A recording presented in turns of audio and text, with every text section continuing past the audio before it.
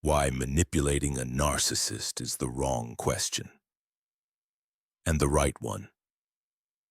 Before we even begin, let me ask you something uncomfortable. What if the most dangerous lie you've ever been told about narcissists is this? Just set boundaries and walk away.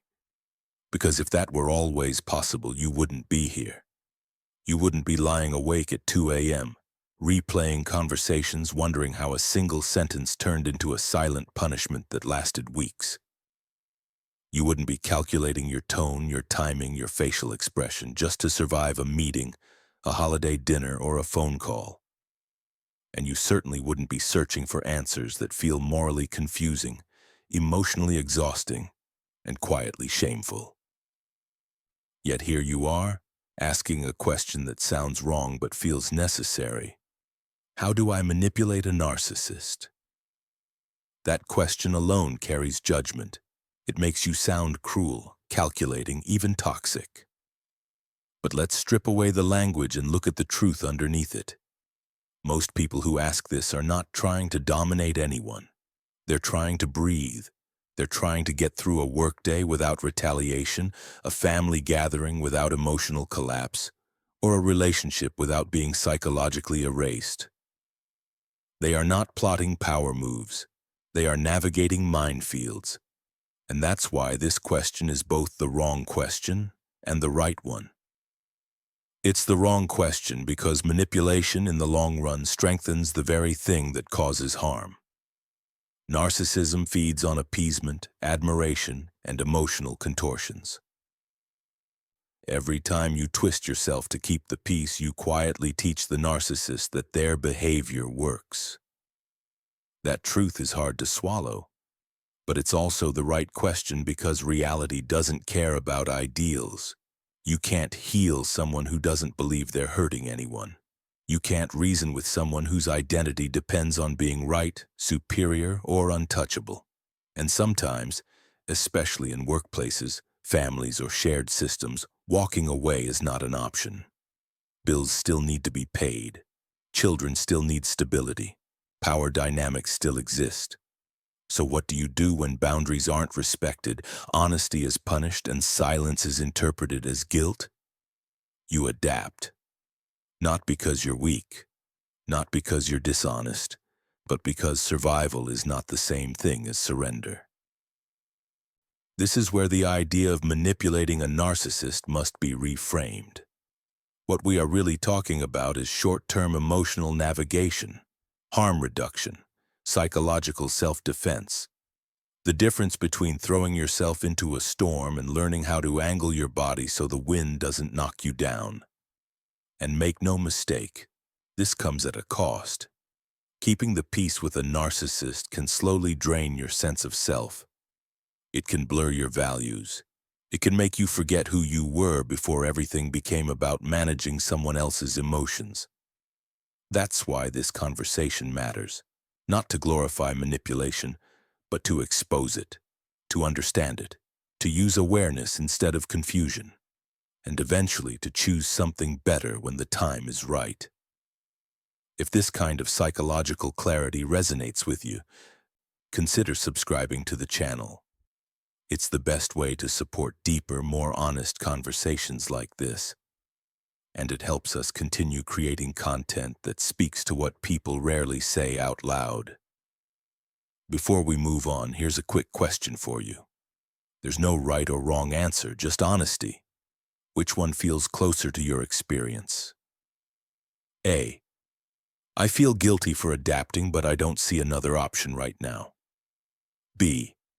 I'm starting to realize that keeping the peace is costing me more than I expected. Comment A or B below. Your answer says more than you might think, and it shapes where this story goes next. Understanding the narcissist you're dealing with.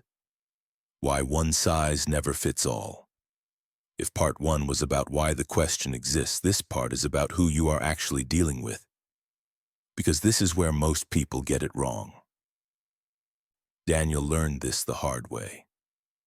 At first, he thought narcissism was narcissism, arrogance, ego, self-absorption. He assumed that if he understood the pattern once, he could apply the same strategy everywhere, at work, at home, in relationships. That assumption nearly cost him his job and his sanity.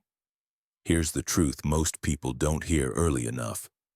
Narcissism does not come in one uniform shape. And when you treat every narcissist the same, you unintentionally hand them the advantage. Some narcissists are loud. They dominate rooms. They speak with certainty, interrupt without apology, and wear their entitlement openly. These are the ones people recognize instantly. They often seem confident, almost untouchable. With them, admiration is oxygen. Praise works quickly because it rarely gets questioned. They move forward without looking back, rarely reviewing conversations, rarely doubting themselves. But there is another type. Quieter, more emotionally complex, and far more destabilizing if you misread them. Daniel encountered this version not at work but at home. This narcissist didn't shout. They withdrew. They didn't boast. They suffered. They spoke the language of vulnerability, pain, and misunderstanding. They seemed self-aware, even fragile. And yet every interaction left Daniel feeling smaller, guiltier, more responsible for emotions he didn't cause. This type doesn't explode immediately. They store things. They replay conversations. They reanalyze your tone, your pauses, your word choices. What seemed like a calm moment on Monday becomes evidence of betrayal by Friday. Praise offered sincerely can be reinterpreted later as manipulation. Neutrality can feel like abandonment. Silence can feel like rejection. This is where many people get blindsided. What calms one narcissist threatens another. What feels respectful to one feels dismissive to another. What works today may punish you tomorrow. The dangerous mistake is assuming intent matters more than perception. With narcissistic personalities, perception is reality. And that perception is shaped by deep insecurity, not logic. This is why one-size-fits-all advice fails. It's why boundaries sometimes escalate conflict instead of resolving it. It's why honesty can backfire. And it's why people like Daniel find themselves thinking, I did everything right, so why did it get worse? Because you can't navigate what you haven't identified. Understanding the type of narcissist you're dealing with doesn't make you manipulative. It makes you informed. It allows you to predict patterns, anticipate reactions, and choose responses that minimize harm, not just to the relationship, but to yourself. This isn't about labeling someone to feel superior. It's about recognizing the terrain before you step forward. Some narcissists charge head first. Others wait, watch, and wound quietly. If you don't know which one you're facing, you'll keep reacting instead of choosing. And once you start choosing, something shifts. Not in them, in you. Ways 1 to 3, emotional neutrality, strategic silence, and the power of non-reaction. Daniel didn't learn emotional neutrality because it felt healthy. He learned it because reacting had become dangerous. At first, his instincts were human. When someone spoke condescendingly, he flinched. When a comment crossed a line, his face betrayed him before his words ever could. He didn't raise his voice, but the disbelief showed, and every time it did, the consequences followed. Subtle at first, then unmistakable. Meetings grew colder. Opportunities quietly disappeared. The message was clear. Your reaction is the problem. That was the first lesson. With a narcissistic personality, emotional reactions are not just noticed, they are harvested. The most overlooked truth about narcissistic dynamics is this. Your visible emotional response gives them information. Shock tells them they've hit a nerve. Disgust tells them they've asserted dominance. Even righteous anger confirms that they still have power over your internal world. Emotional neutrality, by contrast, creates uncertainty. And uncertainty is one of the few states narcissism doesn't handle well. This is not about becoming cold or detached. It's about learning to regulate what you show, even when you can't control what you feel. Daniel began to understand that neutrality wasn't passivity. It was strategy. A calm expression, a steady tone, a lack of visible judgment, not approval, not agreement, just composure. The second lesson came through criticism, or rather the cost of it. Daniel believed that constructive feedback should be safe, reasonable, adult. What he didn't realize was that narcissistic systems don't process criticism as information. They process it as threat. Even the mildest correction can feel like an attack on identity, not behavior. Once that line is crossed, logic no longer matters. What follows is defensiveness, retaliation, or silent punishment. So Daniel stopped correcting. Not forever, just in the moment. He learned to ask questions instead of making statements, to let ideas fail on their own rather than confronting them head-on. This wasn't about abandoning his values, it was about choosing timing over impulse. Then came the hardest skill of all: silence. Strategic silence is not the absence of strength. It's the discipline of restraint. For Daniel, silence meant resisting the urge to explain himself when he was misunderstood. It meant not filling every pause with justification. It meant allowing uncomfortable moments to exist without rushing in to fix them. At first, silence felt like surrender, but over time he noticed something unsettling and powerful. When he stopped reacting, the dynamic shifted. Provocations escalated briefly, as if testing the limits, but when no emotional payoff arrived, they lost momentum. The storm needed wind. He had stopped supplying it. Silence also did something else. It protected him. Without constant reaction, Daniel's nervous system began to recover. He could think more clearly. He could choose his words instead of defending his worth. Non-reaction became the space where his agency returned. These first three strategies are not glamorous. They won't make you feel victorious. But they do something far more important. They stabilize the ground beneath your feet. Before you can navigate a narcissistic dynamic, you must first stop being pulled into it. Emotional neutrality, restrained criticism, and strategic silence are not about winning the interaction. They're about keeping yourself intact long enough to choose what comes next.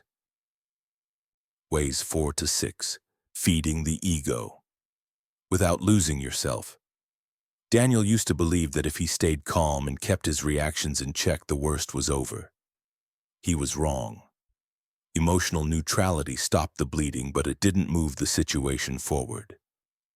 To do that, he had to learn something far more uncomfortable: how to engage a narcissistic ego without handing over his identity.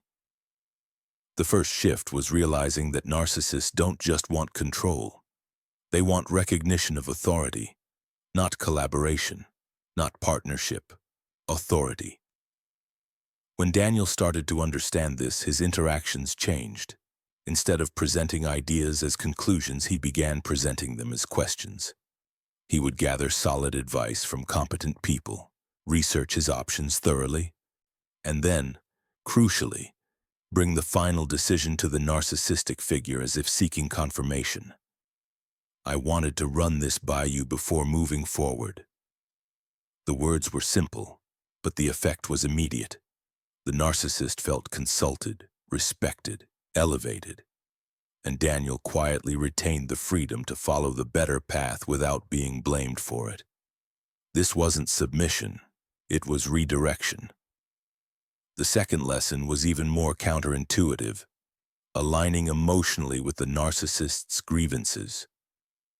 Daniel had always resisted this. It felt dishonest. It felt like enabling. But he began to notice that outright disagreement didn't lead to resolution. It led to escalation. So instead of arguing facts, he acknowledged feelings. "That sounds frustrating. I can see why that would bother you." He wasn't validating cruelty or entitlement.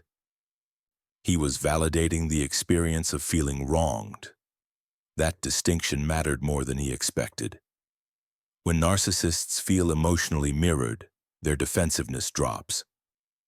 Not because they feel understood in a healthy way, but because the threat to their self-image temporarily dissolves. For Daniel, this created windows of calm, moments where conversations didn't spiral, where outcomes weren't poisoned by resentment.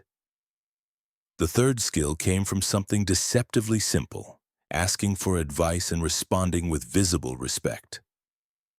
Narcissistic personalities crave the feeling of being insightful, strategic, ahead of the curve.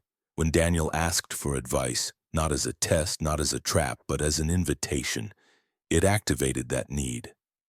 What mattered wasn't whether the advice was brilliant. What mattered was his response. "I wouldn't have thought of that.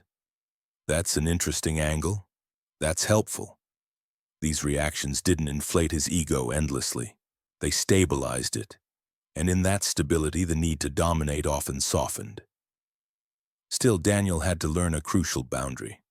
Admiration is a tool, not a trade. He never asked for advice on things that compromised his ethics. He never surrendered his judgment entirely.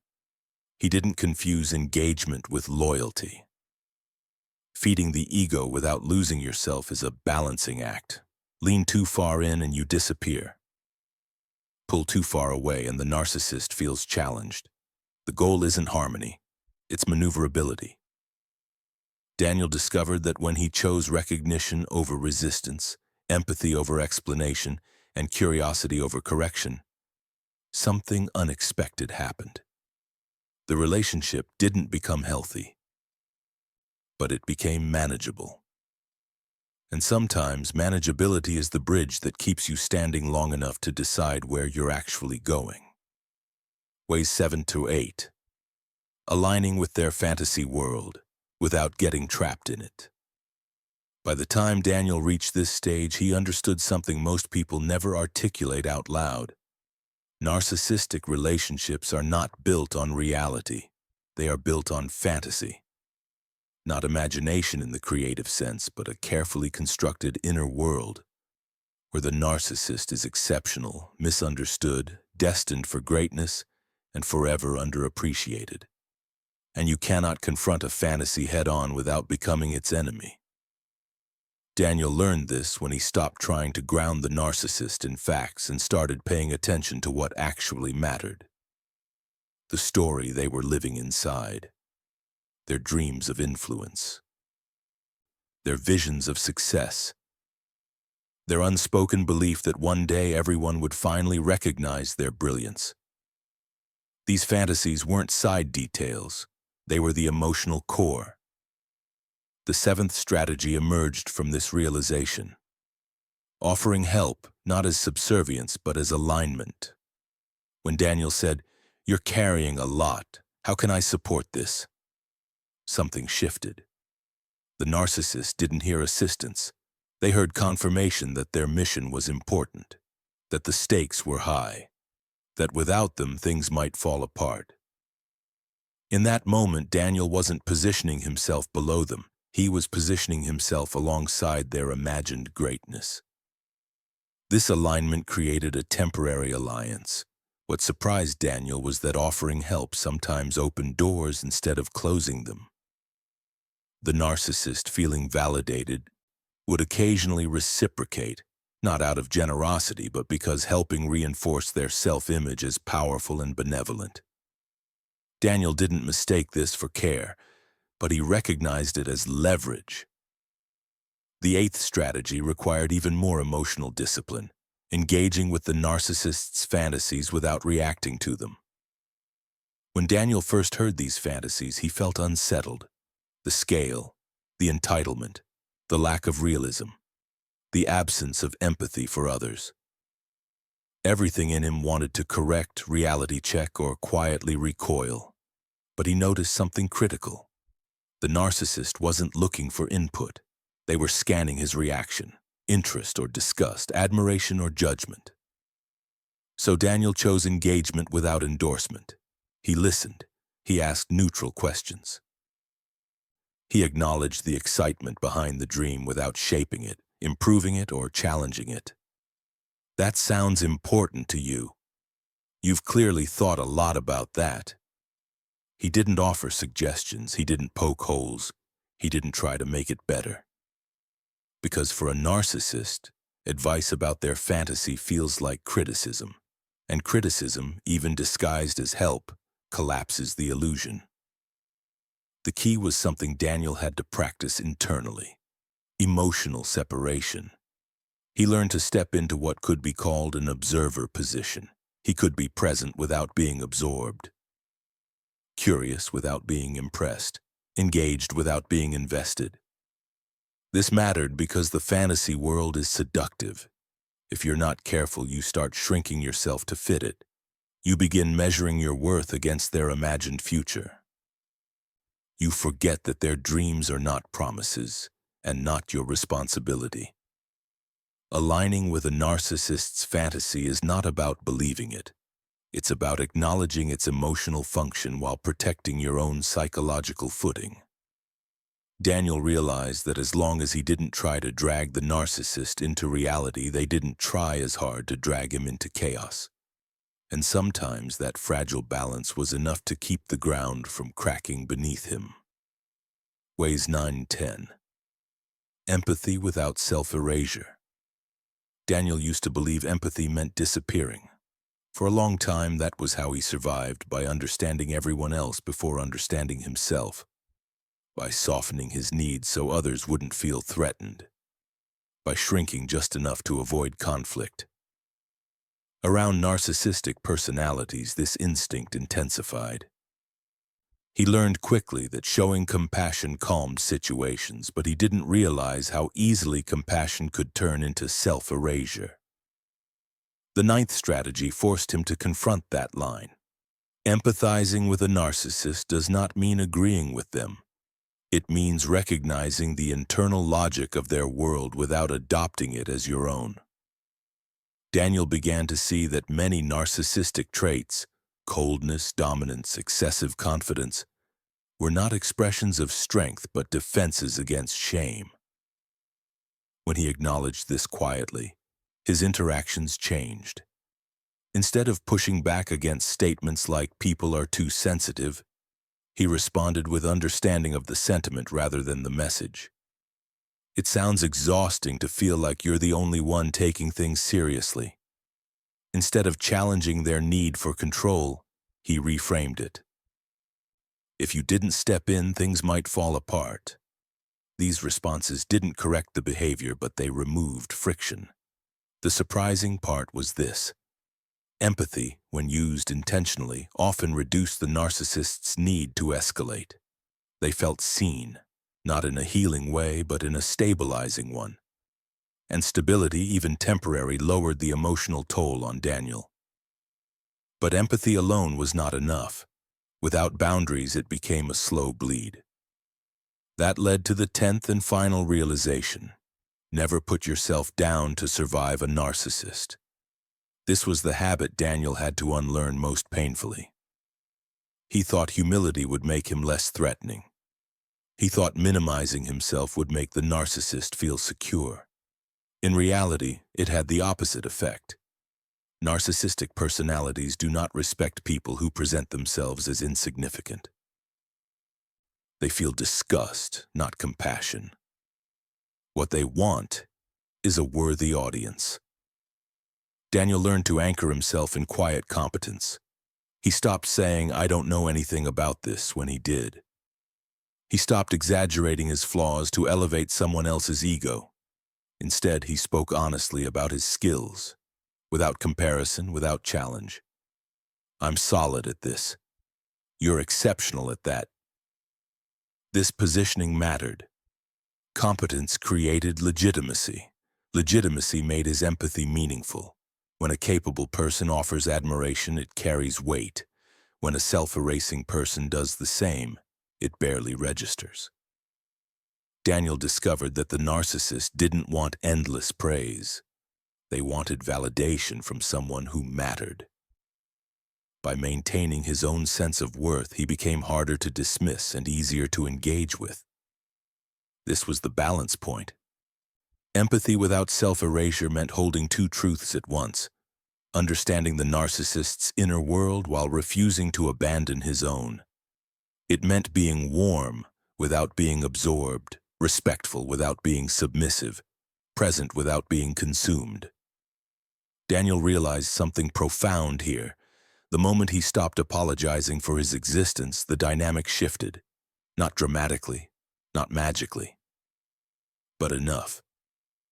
Enough for him to stay grounded, enough for him to remember who he was, and enough to recognize that keeping the peace should never require losing yourself in the process. The hidden cost of keeping the peace, and when to stop playing the game. Daniel didn't notice the cost at first. That's the most dangerous part of keeping the peace. It rarely announces itself. It creeps in quietly, disguised as maturity, patience, resilience. He told himself he was being adaptable, emotionally intelligent, strategic. And in many ways, he was. But adaptation, when prolonged, can slowly turn into erosion. The price showed up in small moments. He hesitated before speaking, even with people who were safe. He replayed interactions long after they ended, scanning for mistakes. His body stayed tense even in silence, as if conflict might erupt at any second. Peace had been achieved, yes, but it was a fragile peace maintained by constant vigilance. This is the hidden cost no one talks about. Keeping the peace with a narcissist requires ongoing self-monitoring, tone management, emotional suppression, strategic empathy. Over time, this doesn't just tire you out, it reshapes how you relate to yourself. Daniel began to realize that he was living in reaction mode. His choices weren't guided by values anymore, but by predictions. What would provoke? What would soothe? What would keep things from blowing up? That's when an uncomfortable question surfaced. How long can I live like this without losing something essential? Survival strategies are meant to be temporary. They are scaffolding, not foundations. But narcissistic systems have a way of convincing you that temporary has to become permanent, that this is just how things are, that asking for more, clarity, respect, emotional safety is unrealistic or selfish. Daniel noticed the signs that it was time to stop playing the game. He felt numb after interactions instead of relieved. He felt guilt when he imagined distance instead of hope. And most telling of all, he felt disconnected from the version of himself who once spoke freely, laughed easily, and trusted his own instincts. This is the moment many people avoid because it demands grief. Letting go of the game doesn't always mean confrontation. Sometimes it means redefining access. Shorter conversations, fewer explanations, firmer limits. Sometimes it means emotional distance long before physical distance is possible. And sometimes, yes, it means walking away, slowly, deliberately, without drama. Daniel learned that choosing himself didn't require villainizing the narcissist. He could acknowledge their limitations without sacrificing his future to them. He could accept that they might never change, and still refuse to keep shrinking in response. There is a quiet courage in recognizing when survival is no longer enough. Keeping the peace taught Daniel valuable skills: regulation, discernment, emotional intelligence. But it was never meant to be his final destination. The moment he allowed himself to ask, what would it look like to build a life where I don't need these strategies? Something shifted, not in the narcissist, in him. Because the goal was never to master the game. The goal was to remember that he was allowed to leave the board entirely and choose a life that didn't require constant self-protection just to feel whole. Daniel's story is not about winning against a narcissist. It's about staying whole while standing too close to someone who could have hollowed him out. At the beginning, Daniel didn't know he was adapting. He thought he was just being patient, professional, mature. He learned to regulate his reactions, choose his words carefully, and anticipate emotional landmines. Over time, he mastered skills many people never consciously develop: emotional neutrality, strategic silence, calibrated empathy, and self-restraint. These tools kept him safe when safety was not guaranteed. But the deeper lesson didn't arrive until much later. Daniel eventually realized that survival strategies are powerful, but they are not meant to become identities. They are bridges, not homes. What started as protection slowly became a way of living that required constant vigilance, self-editing, and emotional compression. The peace he maintained came at the cost of spontaneity, ease, and trust in his own instincts. The most important insight Daniel gained was this: understanding a narcissistic dynamic is not the same as accepting it as permanent. You can learn how to navigate difficult personalities without committing your life to orbiting them. You can be compassionate without disappearing. You can be strategic without betraying yourself. For the audience watching this, the application is simple but not easy. Ask yourself, are the skills I'm using helping me move toward a healthier life? Or are they only helping me endure an unhealthy one? If these strategies are buying you time, clarity, or stability while you build boundaries or plan your next step, they are serving you. If they are slowly erasing you, it may be time to reassess. Disclaimer: this video is for educational and informational purposes only and does not replace professional diagnosis or psychological treatment from a licensed mental health professional. Before we close, here's a quick question for you. Which one resonates more right now? A. These strategies describe how I've been surviving. B. I'm starting to think it's time to stop surviving and start choosing myself. Comment A or B below. And if you have thoughts, experiences, or insights of your own, share them in the comments so others can learn from your perspective. If this content helped you feel seen or think differently, consider subscribing to the channel. Your support is what allows us to keep creating honest, meaningful content like this together.